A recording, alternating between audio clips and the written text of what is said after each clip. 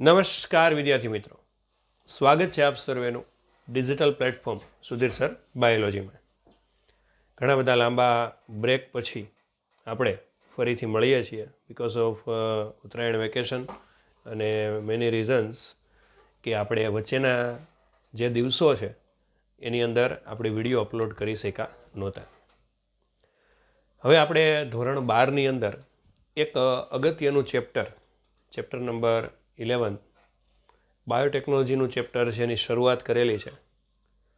અને આ જે ચેપ્ટર છે એ ખાસ કરીને ધોરણ 12th સાયન્સની અંદર ગુજરાત બોર્ડની પરીક્ષા છે, પ્લસ નીટની એક્ઝામ છે અને પ્લસ ગુજકેટ માટે પણ બહુ જ ઇમ્પોર્ટન્ટ છે. ખાસ કરીને ઘણા બધા વિદ્યાર્થીઓની જે કમેન્ટ્સ આવતી હતી એના પ્રમાણથી આપણે સ્ટાર્ટ કરેલું છે.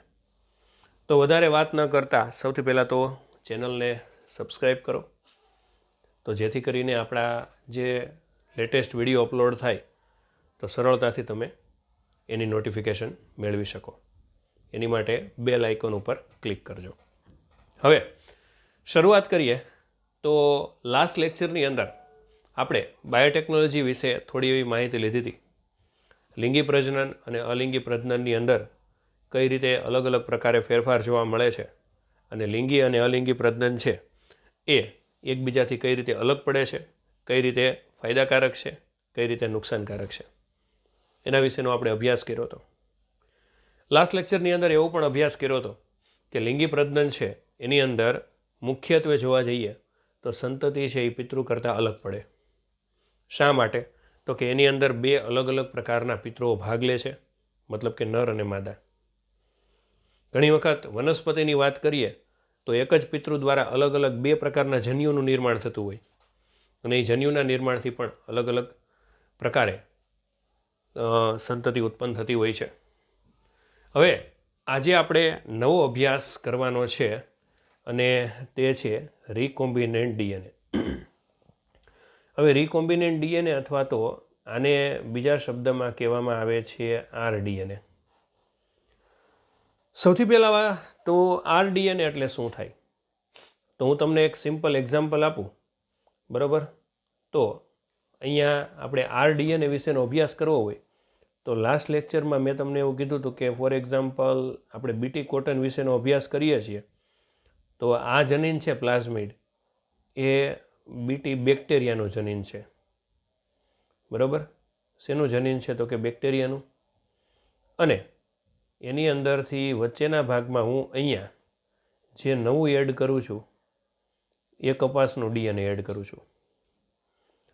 તો પરિણામે અહીંયા જે જનીન બનશે એ જનીનની અંદર બે લક્ષણી છે, બીટી બેક્ટેરિયા પ્લસ કોટન. તો આ જે જનીન બનશે ને એ જનીનને કહેવામાં આવે છે બીટી કોટન જનીન, કે જે ભૂતકાળની અંદર આ જનીન હતું નહીં. અથવા તો આને ગુજરાતીની અંદર કહેવામાં આવે છે પુનઃ સંયોજિત ડીએનએ, બરાબર? અને પુનઃ સંયોજિત છે એને ઇંગ્લિશની અંદર કહેવામાં આવે છે રિકોમ્બિનન્ટ ડીએનએ અથવા તો આરડીએનએ, બરાબર છે? તો આ રીતે છે એ આરડીએનએ છે એ બનાવવામાં આવે છે. હવે આપણે સરળતાથી એવું તો ભણી ગયા કે ભાઈ આરડીએનએ આવી રીતે બનાવવામાં આવે છે. તો એની અંદર કઈ પ્રકૃતિ છે? સૌથી પહેલાં આરડીએનએની શોધ કોના દ્વારા કરવામાં આવી અને કોના દ્વારા આરડીએનએની શોધ કરવામાં આવી, પ્લસ કયા સજીવ ઉપર કરવામાં આવી? તો સ્ટાર્ટ કરીએ તો પ્રથમવાર આ જે નિર્માણ છે એ સાલ્મોનેલા ટાઇફીમુરિયમ. તો સૌથી પહેલી વાત તો એ કે આપણને જ્યારે સાલ્મોનેલા ટાઇફીમુરિયમની વાત કરીએ તો આપણને એટલી તો ખબર પડવી જોઈએ કે આ જે સાલ્મોનેલા ટાઇફીમુરિયમ છે ને એ શેના માટે જવાબદાર છે? તો કે ટાઇફોઇડ તાવ પેદા કરવા માટે. એના અસલ પ્લાઝમિડ એટલે શું થાય? તો કે બેક્ટેરિયાની અંદર એનું કૃત્રિમ ડીએનએ છે, કૃત્રિમ નહીં, કુંતલાકાર ડીએનએ છે. એના ઉપરાંત એક એક પ્લાઝમિડ આવેલું હોય છે જેને સર્ક્યુલર ડીએનએ કહેવાય. ફોર એક્ઝામ્પલ હું એમ કહું કે આપણા શરીરની અંદર છે બધાને ડીએનએનો આકાર ખબર છે, આ ટાઈપનો ડીએનએનો આકાર હોય છે. તો આ જે ડીએનએ છે ને એને કહેવામાં આવે છે કુંતલાકાર ડીએનએ. પણ બેક્ટેરિયાની અંદર જો આ ડીએનએ તો હોય જ છે, પણ સાથે સાથે એક ગોળાકાર ડીએનએ હોય છે અને જેને કહેવામાં આવે છે પ્લાઝમિડ. હવે તમને જો આ પ્લાઝમિડ વિશે યાદ હોય તો સ્ટાન્ડર્ડ 11ની અંદર ચેપ્ટર નંબર 8ની અંદર તમે આદિકોષ કેન્દ્રીય કોષની અંદર ભણી ગયા કે આ જે પ્લાઝમિડ છે ને એ બેક્ટેરિયાની અંદર અજોડ લક્ષણ માટે જવાબદાર છે. હવે અજોડ લક્ષણ એટલે શું થાય તો કે પ્રતિજૈવિક દ્રવ્યનો પ્રતિરોધ કરવો તે. બરાબર. તો પ્લાઝમિડ છે એની અંદર એક જનીન હતું એન્ટીબાયોટિક પ્રતિરોધી જનીન. એના ટુકડાને જોડીને આ રિકોમ્બિનેન્ટ ડીએનએ બનાવવામાં આવ્યું. એટલે એન્ટીબાયોટિક ટુકડા છે એને જોડી અને રિકોમ્બિનેન્ટ ડીએનએ બનાવવામાં આવ્યું. હવે પ્રશ્ન થાય કે આ ડીએનએ છે એ કઈ રીતે બનાવવામાં આવ્યું? તો આ ડીએનએ છે એ બનાવવાવાળા બે વૈજ્ઞાનિકના નામ આપણને આપ્યા છે અહીંયા. Just a minute. સ્ટેનલી કોહન અને હર્બર્ટ બોયર. આ બે વ્યક્તિએ 1972ની અંદર એન્ટીબાયોટિક પ્રતિરોધી જનીનના અલગીકરણ દ્વારા સંપન્ન થયું. હવે આપણને પ્રશ્ન થાય કે એન્ટીબાયોટિક પ્રતિરોધી જનીન એટલે શું થાય? તો એની માટે ફરીથી આપણે એક આકૃતિ જોઈ લઈએ. સેમ આકૃતિ જોવાની થશે અને એ પણ આપણે પ્લાઝમિડની જ આકૃતિ જોઈશું કે ફોર એક્ઝામ્પલ આ પ્લાઝમિડની આકૃતિ છે. બરાબર. હવે આ જે પ્લાઝમિડની આકૃતિ છે એમાં વચ્ચેનો ભાગ ફોર એક્ઝામ્પલ આટલો, આ જે રેડ કલરનો છે આટલો.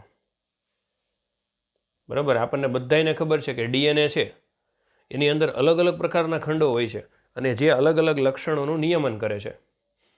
તો આ જે વચ્ચેનો જે ભાગ છે ને આ રેડ કલરનો ભાગ, એ રેડ છે એ એન્ટીબાયોટિક રેઝિસ્ટન્સ એટલે એન્ટીબાયોટિક રેઝિસ્ટન્સ એટલે કે એન્ટીબાયોટિક પ્રતિરોધી જનીન. હવે આ જે એન્ટીબાયોટિક પ્રતિરોધી જનીન છે એને અલગીકૃત કર્યું. અલગીકૃત એટલે અહીંયાથી આમ કાપી નાખ્યું અને અહીંયાથી કાપી નાખ્યું. તો એનો મતલબ શું થાય તો કે અહીંયાથી કાપી નાખ્યું તો આને કાપીને શું કરવામાં આવ્યું છે તો કે આ જે છે ને એને કોઈ અન્ય જગ્યાએ મૂકવામાં આવ્યું છે. Just a minute. ઓકે. તો આ જે એન્ટીબાયોટિક જનીન છે આ જનીન છે એને કોઈ જગ્યાએ જોડવા માટે અહીંયાથી અલગીકૃત કરવામાં આવ્યું છે. અને આ કરવામાં કોણ આવ્યું હતું કે સ્ટેનલી કોહેન અને હર્બર્ટ બોયર. એટલે ખાલી આપણે લખીએ બોયર. બરાબર. તો આણે શું કર્યું? એન્ટીબાયોટિક અવરોધિત જનીન છે એને શું કરી નાખ્યું તો કે અલગ કર્યું. હવે પ્રશ્ન આપણને આની અંદર છે ને ઘણા બધા થાય. હું તમને સિમ્પલ હમણાં પૂછીશ એટલે તમને ખબર પડી જશે. હવે પ્રશ્ન થાય કે આ કઈ રીતે કર્યું હશે? તો સૌ પ્રથમ એણે શું કર્યું તો કે પ્લાઝમિડમાંથી ડીએનએનો ટુકડો છે એને કાપ્યો. કયો ડીએનએનો ટુકડો કાપ્યો? તો કે જેની અંદર એન્ટીબાયોટિક પ્રતિરોધકતા પ્રદાન કરવા માટેના જનીનો હતા. હવે ફરીથી એક વખત જો હું ઘણી વખત છે ને આ એક્ઝામ્પલ તમને કન્ટિન્યુઅસલી આપીશ. હવે ફોર એક્ઝામ્પલ હું અહીંયા છે એક પ્લાઝમિડ ડ્રો કરું છું. ફોર એક્ઝામ્પલ આ પ્લાઝમિડ ડ્રો કર્યું છે. બરાબર. હવે આ પ્લાઝમિડની અંદર આટલો ભાગ એવો છે આવડવા કે જેની અંદર એન્ટીબાયોટિક રેઝિસ્ટન્સ જનીન હતા. તો અહીંયાથી તે અહીંયા સુધી એણે શું કર્યું તો કે કટ કર્યું, મતલબ એને કાપી નાખ્યો. હવે અહીંયાથી અહીંયા સુધીનો જો એણે કાપી નાખ્યો ને એટલે શું થયું તો કે આ જે જનીન છે ને આટલું, આ બે જે માર્ક કર્યા છે એટલું જનીન એવું છે કે જ્યાં એન્ટીબાયોટિક પ્રતિરોધી જનીન હતા. મતલબ કે ફોર એક્ઝામ્પલ આપણા શરીરની અંદર સાલ્મોનેલા ટાઇફી છે એ વસવાટ કરતા હોય, ટાઇફોઇડ કરવા માટે જવાબદાર છે, એ આપણને બધાને ખબર છે. હવે જો વસવાટ કરતા હોય ને તો આપણે છે એ દવા લઈએ, દવાની કહેવાય એન્ટીબાયોટિક. તો બેક્ટેરિયા શું કહેશે? સીધું એમ કહેશે કે વાંધો નહીં, હા ભલે દવા આવતી, હું મૃત્યુ પામું નહીં. એની માટે એની અંદર એની વ્યવસ્થા રૂપે આ જે પ્લાઝમિડ મેં અહીંયા ડ્રો કરેલું છે ને એ હશે. એ પ્લાઝમિડમાંથી આ જે બ્લુ કલરનો ભાગ છે ને આવડો આ બ્લુ કલરનો ભાગ, એ બ્લુ કલરનો ભાગ છે ને એ એન્ટીબાયોટિક પ્રતિરોધી, મતલબ આપણે જે જનીન છે ને, આપણે જે દવા લઈએ છીએ ને એ દવાને વિરોધ કરવાવાળું આ જનીન છે ને એ બેક્ટેરિયાની અંદર હશે.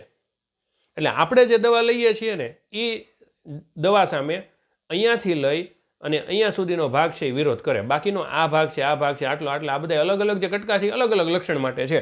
પણ અત્યારે નાવ એટ એ ટાઈમ આપણી પાસે ફોકસ શું હોવું જોઈએ તો કે કયો એવું જનીન છે કે જે એન્ટીબાયોટિકનો વિરોધ કરે? તો ભાઈ આ બ્લુ કલરનો પોર્શન આપણે ધારી લીધો છે. એ ધારી લીધો એટલે એને છે એ અલગ કરી દીધું, બરાબર છે. હવે આગળ શું કર્યું તો કે આણ્વીય કાતર તરીકે ઓળખાતા રિસ્ટ્રિક્શન ઉત્સેચક દ્વારા એનો ઉપયોગ કરાયો અને જે ડીએનએને વિશેષ જગ્યાએથી કાપવાનું શક્ય બન્યું. હવે જો આની અંદર છે ને પાછું એ પ્રોબ્લેમ છે. હું તમને એમ કહું કે હાલો ઇટ્સ ઓકે કે આપણે આ રીતે પ્લાઝમિડ હતું, બરાબર, એમાંથી આપણે અહીંયાથી અને અહીંયાથી મતલબ કે આટલો ભાગ આપણે કાપવો છે. તો પહેલી વાત તો એ કે બેક્ટેરિયા શું આપણે નરી આંખે જોઈ શકાય? તો કે ના. હવે બેક્ટેરિયા ન જોઈ શકાય તો એની અંદર ડીએનએ તો સ્વાભાવિક છે, ન જ જોઈ શકાય. તો પ્લાઝમિડ ન જોઈ શકાય, પ્લાઝમિડ ન જોઈ શકાય. તો અહીંયા જે વચ્ચેનો જે ભાગ છે, અહીંયા જે મેં હાઇલાઇટ કરેલો છે, જે આવડો આ જે ભાગ છે, એ તો સ્વાભાવિક છે આપણે ન જોઈ શકીએ. તો એને શું કાતરથી ડીએનએને કાપવાનું? તો કે ના. એની માટે એક ઉત્સેચક આવે જેને કહેવામાં આવે છે રિસ્ટ્રિક્શન ઉત્સેચક. બેક્ટેરિયાનું જે ડીએનએ છે એ અલગીકૃત કરેલું હોય, એમાં રિસ્ટ્રિક્શન ઉત્સેચક છે એને ડ્રોપ નાખવામાં આવે એટલે શું કરશે તો કે નિશ્ચિત જગ્યાએથી ડીએનએને કાપશે. કઈ રીતે કાપે છે એના વિશેનો આપણે અભ્યાસ હમણાં કરીએ. ત્યાર પછી શું કીધું તો કે કાપેલા ડીએનએના ટુકડાને પ્લાઝમિડ સાથે જોડવામાં આવે કે જે પ્લાઝમિડ ડીએનએને વાહક તરીકે કાર્ય કરે અને તેની સાથે જોડાયેલ ડીએનએને સ્થાનાંતરિત કરી દે. હવે ફરીથી આમાં જોઈએ તો કે આ પ્લાઝમિડ છે, ફોર એક્ઝામ્પલ એને આ એક જગ્યાએથી ટુકડો કાપ્યો અને આ પાછું બીજું પ્લાઝમિડ છે, બરાબર. તો આ જે ટુકડા છે એને આપણે અહીંયા ટ્રાન્સફર કરી દઈએ તો આ જે પ્લાઝમિડનો છે એ રંગ આ ટાઈપનો થઈ જાય, બરાબર છે. આ છે કોઈ અન્યનું છે, કોઈ અન્ય બેક્ટેરિયાનું છે, અન્ય બેક્ટેરિયાનું છે. હવે પ્રશ્ન એવો થાય કે ભાઈ આમાંથી પ્લાઝમિડ કાપ્યું એને આમાં કેમ જોડવામાં આવ્યું? આવો પ્રશ્ન થાય. તો આ જે પ્લાઝમિડ છે ને કોઈ પણ બેક્ટેરિયામાં તમારે જનીન દાખલ કરવું હોય ને તો એ જે જનીન છે એને પ્લાઝમિડ સાથે જોડવું પડે. જો પ્લાઝમિડ સાથે જોડો ને તો પ્લાઝમિડ છે ને એ જનીનના વાહક તરીકે કાર્ય કરે. કઈ રીતે વાહક તરીકે કાર્ય કરે છે તો એના વિશે આપણે અભ્યાસ કરીએ. જેમ મચ્છર છે એ મલેરિયાને સ્થાનાંતરિત કરે છે. આપણે બધા મેલેરિયા રોગ વિશે ભણી ગયા. એનોફિલિસ નામની માદા મચ્છર છે એ મેલેરિયા કરવા માટે જવાબદાર છે. હવે એ મચ્છર છે એ મેલેરિયાને જેમ સ્થાનાંતરિત કરે છે તેવી જ રીતે પ્લાઝમિડનો વાહક તરીકે ઉપયોગ કરી અને વિદેશી ડીએનએના ટુકડાને યજમાન સજીવમાં મોકલવામાં આવે છે. અને બીજું કે એન્ટીબાયોટિક જનીનને વાહક સાથે જોડવાનું કામ ડીએનએ લાઇગેઝ દ્વારા કરવામાં આવે છે. ડીએનએ લાઇગેઝનું કામ શું છે તો કે ડીએનએના કપાયેલા ભાગને જોડવાનું કામ કરે. હવે અહીંયા આપણે સિમ્પલ રીતે જો અહીંયા આવી રીતે ફરીથી એની જ આકૃતિ આવશે, એની આકૃતિ ઉપર જ હું તમને સમજાવીશ કે અહીંયાથી આપણે આ કટ કર્યું, બરાબર. આ છે ને આ સાલ્મોનેલા છે, સાલ્મોનેલા, બરાબર. પછી આ ડીએનએની અંદર આ ટુકડો આપણે જોડવાનો છે આથી તે લઈ અહીં સુધીનો, બરાબર. આ છે એ અન્ય કોઈ વાહક છે. તો જેમ મેં તમને એમ કીધું કે અહીંયાથી આપણે અહીંયા સુધી અહીં જોઈન્ટ કરવાનું થાય ને, તો એ પહેલાં શું કર્યું હતું તો કે અહીંથી તે અહીંયા સુધીનો કાપ્યો હતો. તો કાપવા માટે એક ઉત્સેચક હતો.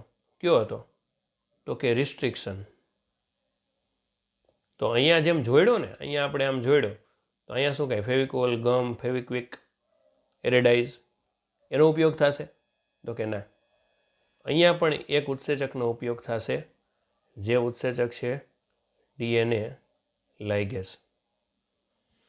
આ ડીએનએ લાઇગેઝનું કામ શું છે તો કે ડીએનએના બે ટુકડા હોય, કોઈ પણ ડીએનએ હોય, આઈધર પ્લાઝમિડ હોય અથવા તો કોઈ પણ કુંતલાકાર ડીએનએ હોય, એને જોડવાનું કામ કરતું હોય ને તો ડીએનએ લાઇગેઝ, બરાબર. તો આનાથી શું થાય તો કે આમ એક નવા અને સ્વયં પ્રકૃતિ બનાવવાવાળા વલયાકાર ડીએનનું ઇનવિટ્રો એટલે કૃત્રિમ રીતે અને પ્રયોગશાળાની અંદર નિર્માણ થાય, જેને કહેવામાં આવે છે આરડીએનએ અથવા તો રિકોમ્બિનેન્ટ ડીએનએ. હવે આ ડીએનએ છે ઈ કોલાઈ બેક્ટેરિયા અથવા તો સાલ્મેલા ટાઇફી સાથેનો નજીકનો સંબંધ ધરાવે ત્યારે તેમાં સ્થાનાંતરિત કરવામાં આવે છે અને ત્યારે તે નવા યજમાનમાં ડીએનએ પોલિમરેઝ ઉત્સેચકનો ઉપયોગ કરી અને નકલો બનાવી અને તેને ક્લોનિંગ કહેવામાં આવે છે. હવે આપણે ધારો કે એ ડીએનએ છે, મેં તમને એવું કીધું હતું કે સાલ્મોનેલા ટાઇફી ડીએનએ અથવા તો ઓલું અધર ડીએનએ છે, તો અધર ડીએનએમાં એવું સમજી લો કે ઈ કોલાઈનું ડીએનએ છે. તો બહુ જ સિમ્પલ રીતે છે ને આખી મેથડ તમને ફરીથી સમરાઈઝ સમજાવી દઉં. બરાબર. ફોર એક્ઝામ્પલ, આ જે ડીએનએ છે, આ ડીએનએ છે, એ છે સાલ્મોનેલા ટાઇફી. ઓકે. ત્યાર પછી આ જે ડીએનએ છે, આ છે ઈ કોલાઈ. આપણને પ્રશ્ન થાય કે સાહેબ ભાઈ ઈ કોલાઈ ક્યાંથી આવ્યા? તો જવાબ દઉં છું એનો, થોડીક વાર ધીરજ રાખશો. હવે સાલ્મોનેલા ટાઇફીમાંથી આપણે આટલું ડીએનએ છે, આ અડવા કેવું છે તો કે એન્ટીબાયોટિક રેઝિસ્ટન્સ, એન્ટીબાયોટિક રેઝિસ્ટન્સ જનીન છે. તો એ જે એન્ટીબાયોટિક રેઝિસ્ટન્સ જનીન છે, સાલ્મોનેલા ટાઇફીનું જે જનીન છે એન્ટીબાયોટિક રેઝિસ્ટન્સ, આને આપણે કાપી નાખવાનું છે. તો અહીંયા કાપવા માટે જે આ બે માર્ક છે ને, ત્યાં રિસ્ટ્રિક્શન ઉત્સેચકની જરૂર પડે, જેના વિશે આપણે ભણ્યા. એટલે રિસ્ટ્રિક્શન ઉત્સેચક મૂકો એટલે આ બે માર્કથી કાપી નાખે. એને ક્યાં ટ્રાન્સફર કરવાનું છે તો કે ઈ કોલાઈમાં. જસ્ટ એવું ઇમેજિન કરીએ કે ભાઈ ઈ કોલાઈની અંદર આ જનીન આવી ગયું. હાલો, ઈ કોલાઈની અંદર જનીન આવી ગયું. તો ઈ કોલાઈની અંદર એ જનીનને ફિટ કરવા માટે શું કરવું પડે તો કે ઈ કોલાઈનું જનીન એ પ્રમાણે તો કાપવું પડે. તો ઈ કોલાઈની અંદર જો આટલો તો ભાગ કાપવો પડે કે ન કાપવો પડે? કારણ કે આ જે બે ભાગ છે ત્યાં આપણે આ સાલ્મોનેલાનું જનીનને એડ કરવાનું છે. તો એ ભાગ જેમ સાલ્મોનેલા ટાઇફીનું જેમ કાપ્યું ને, એમ ઈ કોલાઈનું ત્યાં કાપી નાખવાનું. પછી આ સાલ્મોનેલા ટાઇફીનો ભાગ જે રેડ કલરનો ભાગ છે, આપણે જે રેડ કલરથી દર્શાવેલો છે, એને ઈ કોલાઈની અંદર ટ્રાન્સફર કરવાનું. પછી આ બે જગ્યા જે છે ને, આ બે જગ્યા અહીંયા અને અહીંયા ડીએનએ લિગેજ મૂકી અને જોડી દેવાનું. તો આનાથી થશે શું તો કે ઈ કોલાઈની અંદર છે ને જે ડીએનએ બનશે ને, એ ડીએનએ કેવું બનશે તો કે આર ડીએનએ, જેને કહેવામાં આવે છે રીકોમ્બિનન્ટ ડીએનએ. બરાબર. હવે જો આ જે આખી જે રીકોમ્બિનન્ટ ડીએનએ ટેકનોલોજી છે ને, એની અંદર મુખ્યત્વે 3 ચરણો છે. એમાં સૌથી પહેલું ચરણ કયું છે તો કે ઇચ્છિત જનીનયુક્ત ડીએનએની ઓળખ. મતલબ કે ઇચ્છિત જનીનયુક્ત ડીએનએની ઓળખ. તો આપણે કેવું કર્યું તો કે સાલ્મોનેલા ટાઇફી છે, એમાંથી જનીન લીધું, કયું તો કે એન્ટીબાયોટિક રેઝિસ્ટન્સ. તો એ આપણે એક ઓળખ કરી. બીજું શું છે તો કે ઓળખ પામેલ ડીએનએનો યજમાન કોષમાં પ્રવેશ. યજમાન કયો છે તો કે ભાઈ ઈ કોલાઈ બેક્ટેરિયા. અને ત્રીજું, ધ મોસ્ટ ઇમ્પોર્ટન્ટ, પ્રવેશેલા ડીએનએની યજમાનમાં જાળવણી કરવી, મતલબ ઈ કોલાઈની અંદર જાળવણી કરવી, અને તેની સંતતિમાં ડીએનએનું સ્થળાંતરણ. કારણ કે ઈ કોલાઈની અંદર જે એક વખત ભાગ બની ગયો એ ડીએનએ, પછી ઈ કોલાઈની અંદર સ્વયંજનનની પ્રક્રિયા થશે. અને ઈ કોલાઈ છે એની અંદર એન્ટીબાયોટિક રેઝિસ્ટન્સ કે જે સાલ્મોનેલા ટાઇફીમાં હતું, એ સાલ્મોનેલા ટાઇફીનું એન્ટીબાયોટિક રેઝિસ્ટન્સ જનીન ઈ કોલાઈની અંદર આવી જશે. તો આ રીતે છે, આની અંદર 3 સ્ટેપ છે, એ આપણે યાદ રાખવા જરૂરી છે. બરાબર. હવે આજના દિવસમાં અહીં સુધી રાખશું, કારણ કે રીકોમ્બિનન્ટ ડીએનએ છે એ બહુ મોસ્ટ ઇમ્પોર્ટન્ટ ટોપિક છે. અને ખાસ કરીને આપણે એક ટોપિક જ એક વિડીયો લેક્ચરની અંદર અપલોડ કરશું. જો ન સમજાય તો વિડીયો છે એને રિવાઇન્ડ કરીને જોજો, પરંતુ ખાસ યાદ રાખજો અને ખાસ સમજજો. છતાં કોઈ પ્રશ્ન ઉદ્ભવે તો કોઈ પણ માધ્યમથી મને કોન્ટેક્ટ કરી શકો છો. ત્યાં સુધી મને રજા આપશો. ચેનલને વધુને લાઈક કરો, સબસ્ક્રાઈબ કરો, શેર કરો. જય હિન્દ, જય ભારત.